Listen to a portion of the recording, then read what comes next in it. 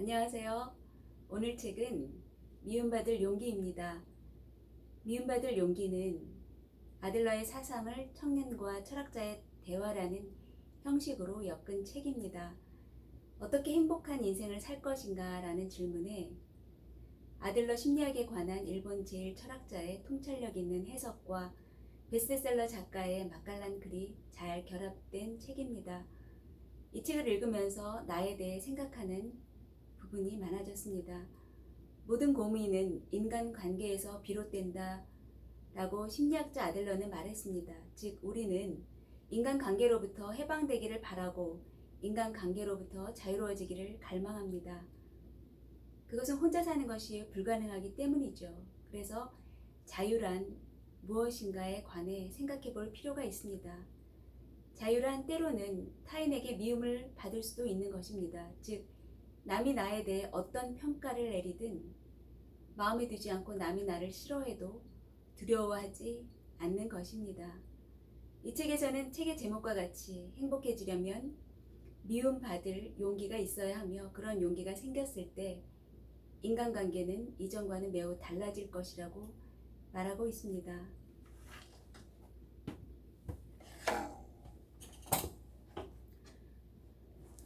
오늘 그 중에서 두 장을 낭독해 드릴게요. 첫 번째 장은 다른 사람의 기대를 만족시키기 위해 살지 말라입니다. 타인에게 인정을 받으면 확실히 기분이 좋아지지. 하지만 인정받는 일이 반드시 필요한 것인가 하느냐면 그렇지는 않네. 그러면 대체 왜 인정받고 싶은 걸까? 더 단적으로 말해 왜 타인에게 칭찬받기를 원하는 걸까? 간단해요. 우리는 타인에게 인정받음으로써 나는 가치가 있다는 것을 실감할 수 있거든요. 타인의 인정을 통해 열등감을 없앨 수 있어요. 자신감이 생기죠. 그래요. 이는 그야말로 가치의 문제예요. 선생님도 지난번에 말씀하지 않으셨습니까? 열등감은 가치 판단의 문제고 저는 부모님께 인정받지 못한 열등감으로 뭉쳐 살아왔다고요. 그러면 우리 주변에서 흔히 볼 수 있는 장면을 예로 들어보지. 가령 자네가 직장에서 쓰레기를 치웠다고 하세. 하지만 동료들은 전혀 알아채지 못해. 혹은 알고 있지만 누구도 고마워하지 않고 인사 한마디 건네는 사람이 없어. 그러면 자네는 그 후에도 계속 쓰레기를 치우겠나? 곤란한 상황이군요. 아무도 고마워하지 않으면 그만둘지도 몰라요. 왜지? 쓰레기를 치우는 것은 모두를 위해서입니다. 모두를 위해 땀을 흘렸는데 인사 한마디도 못 듣는다? 그러면 의욕이 없어지죠. 인정 욕구의 위험함이 거기에 있네. 대체 왜 인간은 타인의 인정을 바라는 걸까? 대개의 경우 그것은 상벌 교육의 영향이라고 볼 수 있지. 상벌 교육이요? 적절한 행동을 하면 칭찬을 받는다. 부적절한 행동을 하면 벌을 받는다. 아들러는 이런 상벌에 의한 교육을 맹렬히 비판했네. 상벌 교육의 결과로 생기는 것은 칭찬하는 사람이 없으면 적절한 행동을 하고 적절한 행동을 하지 않는다. 벌 주는 사람이 없으면 부적절한 행동을 한다. 등과 같은 잘못된 생활 양식일세. 칭찬받고 싶은 목적이 있어서 쓰레기를 치운다. 그리고 누구에게도 칭찬받지 못하면 분개하거나 다시는 이런 짓을 하지 않겠다고 생각한다. 아닙니다. 말을 왜곡하지 마세요. 저는 교육을 논하자는 것이 아닙니다. 좋아하는 사람에게 인정받고 싶은 것, 가까운 사람에게 사랑받고 싶은 것, 이는 당연한 욕구라고요. 자네는 큰 착각을 하고 있어. 모르겠나? 우리는 타인의 기대를 만족시키기 위해 사는 것이 아니다는 사실을.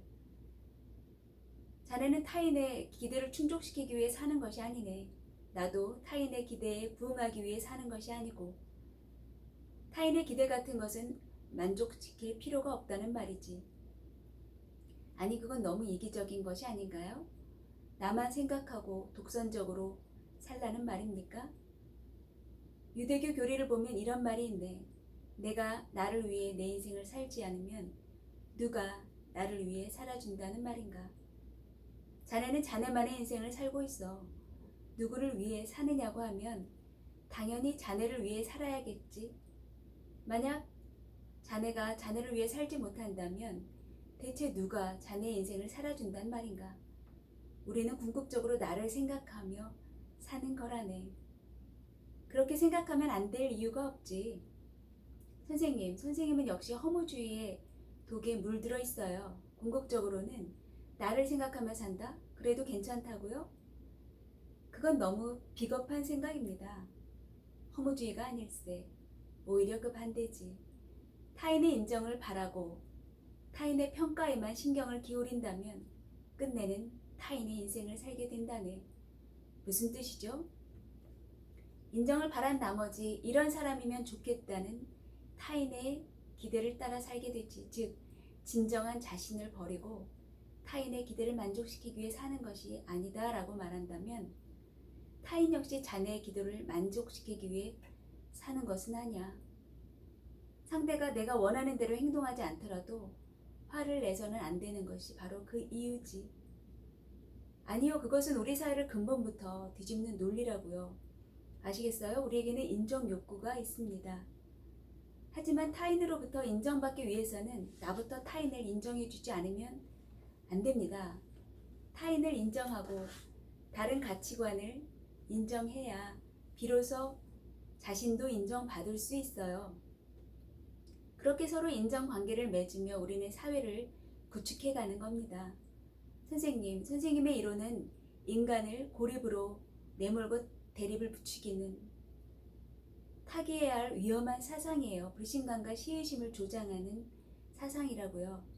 하하, 자네는 그런 재밌는 말을 어디서 배웠나? 그렇게 흥분할 필요 없네. 함께 생각해보자고. 인정받지 못하면 괴롭다?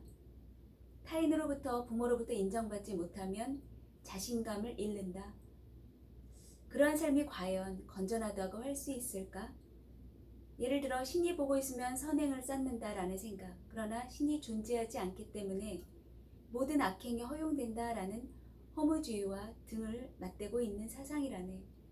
우리는 설령 신이 존재하지 않더라도 신에게 인정받지 못한다고 해도 주어진 삶을 살아야 하는 것이지. 오히려 신이 없는 허무주의 세계를 극복하기 위해서라도 타인에게 인정받는 것을 부정할 필요가 있어. 신 따위는 아무래도 좋아요. 솔직하게 더 정면에서 시장 바닥에서 살아가는 사람들의 마음을 헤아려 주세요. 예를 들어 사회적으로 인정받고 싶어하는 인정 욕구는 어떻게 봐야 하죠? 인간은 왜 조직 안에서 출세하기를 바라는 걸까요? 그것이 사회 전체로부터 뛰어난 인물이라는 인정을 받고 싶은 소망, 바로 인정 욕구잖아요. 그러면 인정을 받았다고 해서 정말로 행복하다고 할 수 있을까? 사회적 지위가 높은 사람들은 행복을 실제로 모두 느끼고 있는 것일까? 아니, 그건 타인에게 인정받으려고 할 때 거의 모든 사람이 타인의 기대를 만족시키는 것, 그것을 수단으로 삼네. 적절한 행동을 하면 칭찬받는다는 상벌교육의 흐름에 따라서 말이지. 하지만 가령 업무의 목표 자체가 타인의 기대를 충족시키는 것이 되면 그 일을 하기가 아마 괴로울 걸세. 늘 타인의 시선에 신경을 곤두세우고 다른 사람의 평가에 전전긍긍 하는 나라는 존재를 억눌러야 할 테니까. 의외라고 생각할지 모르겠지만 상담을 받으러 오는 내담자 중에 성격이 제멋대로인 사람은 별로 없어. 오히려 타인의 기대, 부모와 선생님의 기대에 부응하려고 애쓰다가 괴로워하게 되지. 쉽게 말해 자기 마음대로 행동하지 못하는 걸세. 그러면 결국 자기 멋대로 살라는 겁니까? 방향 무인하게 행동하라는 것이 아닐세. 이를 이해하려면 아들러 심리학의 과제의 분리라는 개념을 알아야 하네. 과제의 분리요? 새로운 용어가 나왔군요. 그게 뭡니까? 청년의 분노는 최고조에 다다랐다. 인정 욕구를 부정하라고, 타인의 기대를 만족시키지 말라고, 더 자기 마음대로 살라고. 대체 이 철학자는 무슨 말을 하고 있단 말인가? 인정 욕구야말로 인간이 다른 사람과 교류하는 데 가장 필요한 것이 아니겠는가? 청년은 생각했다. 만약 과제의 분리라는 개념이 나를 납득시키지 못한다면 나는 이 사람을 그리고 아들러의 사상을 평생 받아들이지 않을 것이다. 다음 장입니다. 진정한 자유란 무엇인가?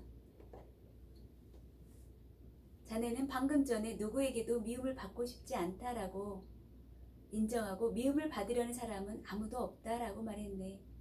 네, 그랬죠. 나도 그래. 남에게 미움받고 싶은 사람은 없어. 일부러 미움을 사고 싶은 사람은 아무도 없다. 라는 자네의 말은 예리한 통찰이라고 할 수 있네. 보편적인 욕구죠. 하지만 우리의 노력과는 상관없이 나를 싫어하는 사람도 있고 자네를 싫어하는 사람도 있네. 이 또한 사실이지. 자네는 누군가가 자네를 싫어할 때 혹은 싫어하는 것 같다고 느낄 때 기분이 어땠나? 한마디로 말해 괴로웠습니다. 왜 나를 싫어할까? 내 말이나 행동에 뭐가 잘못됐나? 이렇게 할 걸 그랬나? 저렇게 할 걸 그랬나? 고민도 때로는 됐습니다. 타인에게 미움받고 싶지 않은 마음은 인간에게 극히 자연스러운 욕망이며 충동일세. 근대 철학의 아버지 칸트는 그런 욕망을 가리켜 경향성이라고 했지. 경향성이요? 그래, 본능적인 욕망, 충동적인 욕망이라는 뜻일세. 그런 경향성에 이끌린 채 다시 말해 욕망이나 충동에 이끌려 사는 것, 비탈길을 굴러내려가는 돌멩이처럼 사는 것이 자유로운 생활이지. 그런 삶은 욕망과 충동의 노예가 될 뿐이네. 진정한 자유란 굴러내려가는 자신을 아래에서 밀어 올려주려는 태도가 아닐까? 아래에서 밀어 올려준다고요? 돌멩이는 힘이 없네. 일단 비탈길을 굴러내려가기 시작하면 중력이나 관성 같은 자연 법칙이 허락하는 곳까지 계속 굴러내려가지. 하지만 우리는 돌멩이가 아닐세. 경향성에 저항할 수 있는 존재야. 굴러떨어지는 자신을 멈추고 비탈길을 올라갈 수 있는 힘이 있는 존재지.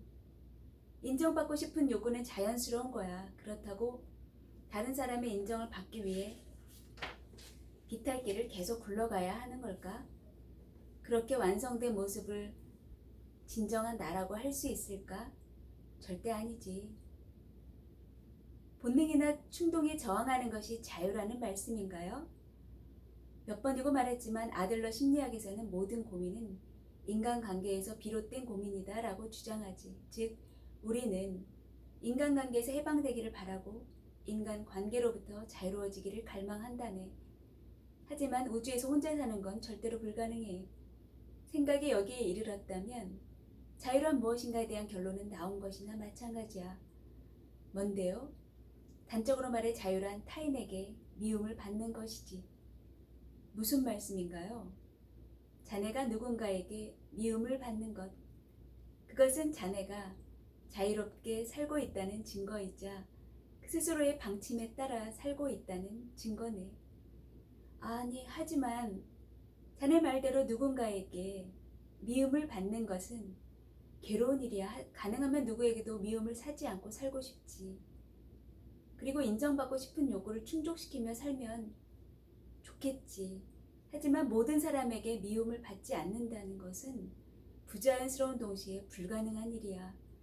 자유를 행사하려면 대가가 뒤따르네. 자유를 얻으려면 타인에게 미움을 살 수밖에 없어.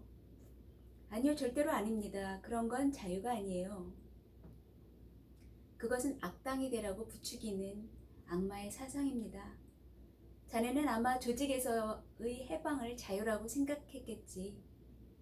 가정이나 학교, 회사 또는 국가에서 뛰쳐나오는 건 말이야. 하지만 실제로 조직을 뛰쳐나와도 진정한 자유는 얻을 수 없네.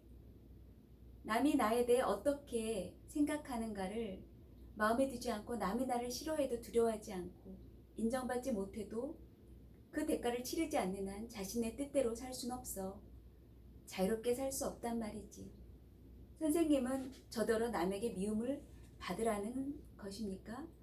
미움받는 것을 두려워하지 말라는 뜻일세. 하지만 그건 일부러 미움받을 짓을 하라고 부추기거나 나쁜 짓을 저지르라고 하는 말이 아닐세. 그 점을 오해해선 안 되네.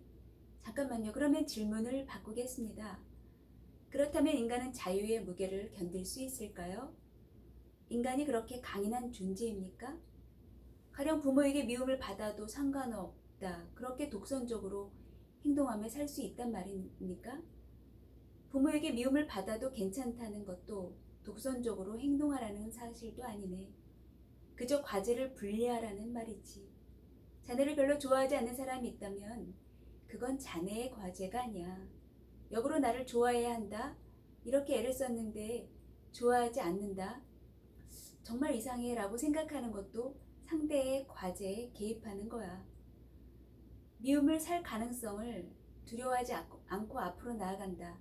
비탈길을 굴러가듯이 살지 않고 눈앞의 언덕을 올라간다. 그것이 진정한 자유일세. 만약 내 앞에 모두에게 사랑받는 인생과 나를 싫어하는 사람이 있는 인생이 있고 이 중 어느 한쪽을 내가 선택해야 한다고 치세. 나라면 주저하지 않고 후자를 선택할 걸세. 남에게 어떻게 보이느냐보다 내가 원하는 삶을 살고 싶기 때문이지. 선생님은 지금 자유로우십니까? 자유롭네. 남이 나를 싫어하지 않았으면 좋겠지만 싫어해도 상관없다고요? 그럼 나를 싫어하지 않았으면 좋겠다라고 바라는 것은 내 과제야. 나를 싫어하느냐 마느냐 하는 것은 타인의 과제고 나를 탐탁치 않게 생각하는 사람이 있다고 해도 나는 거기에 개입할 수 없네. 물론 전에도 말했듯이 말을 물가로 데려가는 노력은 내가 할 걸세. 하지만 거기서 물을 마시느냐 마시지 않느냐는 그것은 다른 문제지. 그게 결론입니까? 행복해지려면 미움받을 용기도 있어야 하네. 그런 용기가 생겼을 때 자네의 인간관계는 한순간에 달라질 걸세. 인간관계의 카드는 내가 쥐고 있다. 설마 철학자의 방을 방문해서 미움을 받아라는 이야기를 들을 줄은 상상도 하지 못했습니다. 쉽게 받아들일 만한 얘기가 아니라는 것은 나도 알아. 충분히 납득하고 받아들이려면 자네에겐 시간이 필요해. 아마 오늘은 더 이상 대화를 나눠도 머릿속에 들어오지 않겠지. 그래서 마지막으로 나에 대한 이야기를 하고 마치려고 해. 알겠습니다. 내가 지금 하려는 얘기도 부모와 관련된 것일세. 나는 어려서부터 부모와 사이가 좋지 못했다네. 대화다운 대화도 나눈 적이 없어. 20대가 될 무렵에는 어머니가 돌아가시고 나서는 더욱 어색한 사이가 아버지와 되고 말았지. 그래, 내가 아들러의 세상을 알기 전까지는 그랬네. 아버지와 사이가 나빴던 이유는 무엇입니까? 내 기억으로는 아버지에게 맞은 것이 시초였지. 구체적으로 뭘 잘못해서 그랬는지는 기억이 나질 않아. 그저 나는 아버지한테서 도망치려고 책상 아래에 숨었는데 아버지에게 끌려 나와 아주 세게 맞았지. 그것도 한 대가 아니라 여러 대를 말이야. 그 공포가 내겐 트라우마가 되었어. 아들러 심리학을 알기 전까지는 나도 그렇게 생각했지. 아버지는 말이 없고 무뚝뚝한 사람이었으니까. 하지만 그때 맞아서 사이가 틀어졌다라고 생각하는 것은 프로이드의 원인론에 입각한 발상일세. 아들러가 주창한 목적론의 입장에 서서 보면 원인과 결과가 완전히 역전되네. 즉 나는 아버지와 좋은 관계를 맺고 싶지 않아서 맞은 기억을 꺼내들었다라고 생각하게 되는 거지. 선생님에게는 아버지와 사이좋게 지내고 싶지 않다. 관계를 회복하고 싶지 않다는 것이 목적이 되었단 말씀인가요? 그렇지. 나로서는 아버지와의 관계를 회복하지 않는 편이 더 좋았네. 핑계를 댈 수 있었으니까. 그게 내게는 선이었네. 어쩌면 봉건적인 아버지에 대한 복수라는 측면이 있을 수도 있어. 바로 그 말이 듣고 싶었습니다. 인과 법칙이 역전된다고 해도 다시 말해 선생님의 경우에 아버지에게 맞아서 사이가 틀어진 것이 아니라 아버지와의 관계를 회복하고 싶지 않아서 맞은 기억을 꺼냈다 라고 자기 분석을 해봤자 구체적으로 뭐가 달라지죠?